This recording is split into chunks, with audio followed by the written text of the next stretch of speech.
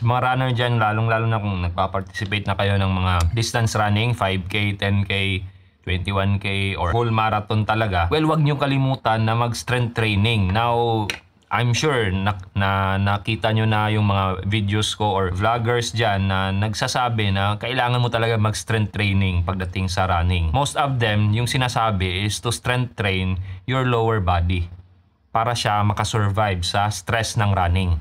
Para sa akin, wag nyo rin kalimutan yung upper body nyo. Kung napapansin nyo, kung tumatakbo kayo, lalong-lalo na kung malayuan, mararamdaman nyo na napapagod din ito. Shoulders natin, yung mga braso natin, kakaswing. I'm sure napansin nyo rin yan. Actually, merong nakapag-comment dito sa video ko about dyan. Napapagod daw. Sumasakit daw itong mga balikat niya. Pag tumatakbo, lalong-lalo na kung malayuan na, long distance na. Actually, normal yan. Kaya nga, kailangan din nating i-train yung ating upper body.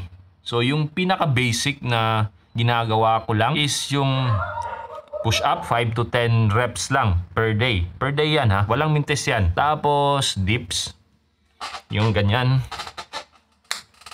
5 to 10 reps din. Tapos meron din akong pull-ups, 5 to 10 repetitions din. Para sa akin, hindi naman kailangan na lumaki talaga yung upper body nyo.